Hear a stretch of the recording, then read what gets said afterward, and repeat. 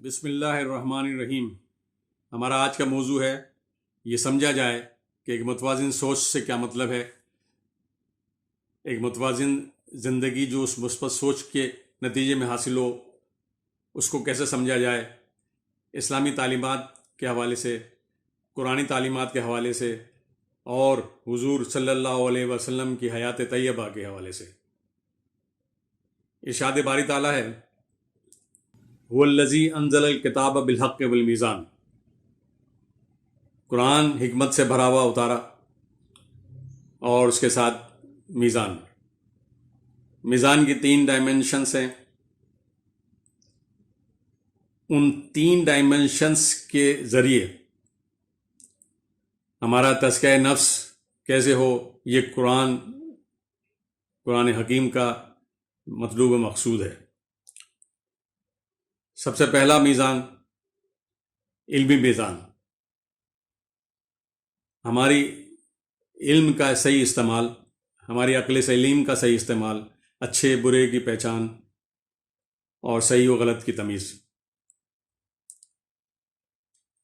تزکیہ نفس کی دوسری ڈائمنشن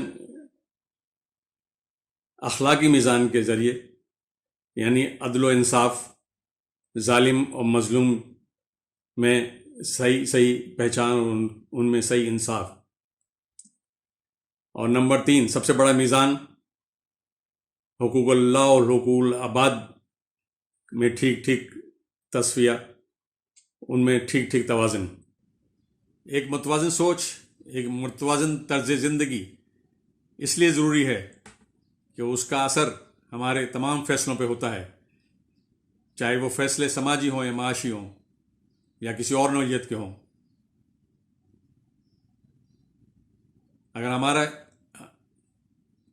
اگر ہماری سوچ غیر متوازن ہوگی تو ہمارے فیصلے بھی غیر متوازن ہوں گے اور غلط ہوں گے۔ قرآن حکیم is meant to make us free from all preoccupied, prejudiced mindset and predominated false beliefs and narratives۔ قرآن کی عملی تفسیر ہمیں حضور صلی اللہ علیہ وسلم کی زندگی سے زیادہ اور کہاں مل سکتی ہے۔ حضور پر نور کی پوری زندگی قرآن کی تفسیر ہے، نبوت سے پہلے بھی اور نبوت کے بعد بھی۔ نبوت سے پہلے صادق و امین کی حیثیت سے ان کی پہچان، اور نبوت کے بعد جب انہوں نے حق کا پیغام لوگوں تک پہنچایا تو جیسا کہ آپ کو معلوم ہے کافروں نے ان پر مصیبتوں کے پہاڑ توڑ ڈالے۔ نہ صرف ان پہ مصیبتیں آئیں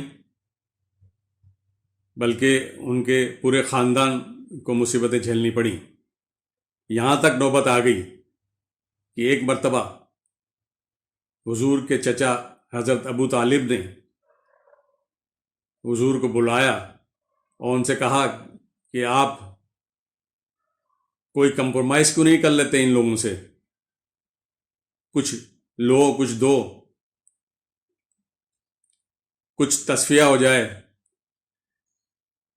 تو حضور صلی اللہ علیہ وسلم نے بڑا تاریخی جواب دیا، بولے چچا جان، اگر یہ میرے ایک ہاتھ پر سورج اور دوسرے ہاتھ پہ چاند بھی رکھ دیں تو میں حق کی بات سے پیچھے نہیں ہٹوں گا، حق پہ کوئی کمپرومائز نہیں ہو سکتا۔ یہ تھا حق کو باطل کے درمیان جب تمیز کرنی ہو تو اس میں کیا رویہ ہونا چاہیے۔ جبکہ دوسری طرف اخلاقی میزان کے حوالے سے ان کو دیکھا جائے تو عدل و انصاف ایسا کہ ایک مرتبہ ایک یہودی اور مسلمان کا جھگڑا ہوا، کچھ لین دین کا مسئلہ تھا، تو حضور صلی اللہ علیہ وسلم نے یہودی کے حق میں فیصلہ کیا۔ یہ ہے ایک میزان، یہ ہے ایک توازن۔ دوسری طرف ایک بوڑھیا، کافر بوڑھیا جو حضور صلی اللہ علیہ وسلم پر کچرا پھینکتی تھی، جب وہ بیمار ہوئی تھی اس کی عیادت کے لیے بھی گئے. یہ ہے اخلاق کا دوسرا پہلو. مگر جہاں مفاد عامہ کا تعلق ہے، جہاں پہ قوم کے اجتماعی مفاد کا تعلق ہے، جنگی حکمت عملی ہے، تو وہاں پر وہ میثاق مدینہ بھی کرتے ہیں یہودیوں کے ساتھ، اور صلح حدیبیہ بھی کرتے ہیں کافروں کے ساتھ.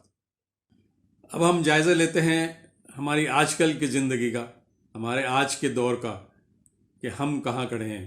ہم مسلمان کس نوعیت کی سوچ رکھتے ہیں. ہمیں دو قسم کے چیلنجز کا سامنا ہے. ہمیں کہا جاتا ہے کہ ہم انتہا پسند ہیں یا بنیاد پرست ہیں. جہاں تک انتہا پسندی کا تعلق ہے، یہ الزام کسی حد تک صحیح بھی ہے، کیونکہ ہم لوگ، ہمارے معاشرے میں انتہا پسندی کسی حد تک ہے، چاہے وہ مذہبی نوعیت کی ہو یا فرقہ وارانہ نوعیت کی ہو یا علمی نوعیت کی ہو. ہمیں چاہیے کہ ان تمام انتہا پسندیوں سے ہم بچیں. اس کی تفصیل میں نہیں جانا چاہتا، لیکن صرف اتنا عرض کروں گا کہ یہ ایک متوازن زندگی کے برخلاف ہے کہ ہم کسی فرقہ وارانہ بنیاد پر یا کسی مذہبی بنیاد پر یا کسی علمی بنیاد پر کسی کو نشانہ بنائیں، کسی بے گناہ کی جان کے درپے ہو جائیں. جہاں تک تعلق ہے فنڈامنٹلزم یا بنیاد پرستی کا، we should be defensive on that matter. دراصل یہ فنڈامنٹلزم اور بنیاد پرستی کی اصطلاح سب سے پہلے استعمال ہوئی 19ویں صدی کے اواخر میں اور 20ویں صدی کے اوائل میں، جب یورپ اور پھر بعد میں امریکہ کے عیسائیوں میں دو گروپ بن گئے. ایک گروپ چاہتا تھا کہ بائبل کے بنیادی تعلیمات و بنیادی کچھ نظریات ہیں جو اس دور کے تقاضوں کے ہم آہنگ نہیں تھیں. اس ترقی یافتہ دور میں جب سائنس کے علوم ترقی کر رہے تھے تو کچھ بائبل کے نظریات و تعلیمات ان سے متصادم تھیں، تو وہ ان پہ کچھ چینجز چاہتے تھے. جبکہ قدامت پرست گروہ عیسائیوں کا وہ نہیں چاہتا تھا کہ یہ تبدیلیاں ہوں. انہی لوگوں کو فنڈامنٹلسٹ کہا گیا اور ان کی تحریک کو فنڈامنٹلزم کا نام دیا گیا. ہم یہ کہہ سکتے ہیں کہ ہم بنیاد پرست ہیں، ہمیں کہنا چاہیے، کیوں کہ ہماری بنیاد مضبوط ہے، ہمارا دین مکمل ہے، ہماری بنیاد مکمل ہے. جب ہمیں دین ملا تو وہ مکمل ملا، اور یہ میں نہیں کہہ رہا، یہ اللہ کا فرمان ہے، یوم اکملت لکم دینکم. تو جب ہمیں دین پورا مکمل ملا ہے، ہماری دین کی بنیاد مضبوط ہے، تو ہم یہ الزام لینے پہ تیار ہیں کہ ہاں ہم بنیاد پرست ہیں. تو ہمیں ان حلقوں کو کہنا چاہیے جو ہم پر بنیاد پرستی کا الزام لگاتے ہیں کہ آپ کی بنیادیں کمزور ہیں. آپ کی جو تعلیمات ہیں، کیونکہ آپ نے انجیل میں تحریفات کی ہیں، آپ نے اس کو بدل دیا ہے، وہ اصل انجیل نہیں ہے. جبکہ قرآن شریف ہماری اسی حالت میں جس حالت میں اللہ تعالیٰ نے اتاری تھی وہ محفوظ ہے، اور اللہ تعالیٰ نے اس کی گارنٹی دی ہے. اس لیے ہماری بنیاد مضبوط ہے، ہماری عمارت مضبوط ہے. آپ کی بنیادیں کمزور تھیں تو اس کو چیلنج کیا گیا. ہماری بنیادوں کو آپ چیلنج نہیں کر سکتے. ہاں ہم فخر سے کہتے ہیں کہ ہم بنیاد پرست ہیں. ہم اس کو حق پرستی کا نام دیتے ہیں. ہر مسلمان کو آنکھوں میں آنکھیں ڈال کر بے باکی سے یہ کہنا چاہیے کہ ہاں ہم بنیاد پرست ہیں، کیونکہ ہم حق پرست ہیں.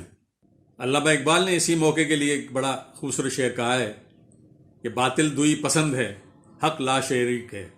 دوئی پسند کا مطلب دوغلا پن، منافقت، یعنی باطل یعنی جھوٹ منافقت کا سہارا لیتا ہے، دوغلا پن ہوتا ہے اس کے اندر، کبھی ادھر کبھی ادھر. جبکہ حق لا شریک ہے، وہ اٹل ہے. باطل دوئی پسند ہے حق لا شریک ہے، شرکت میاں نہ ہو حق و باطل نہ کر قبول. وسلام.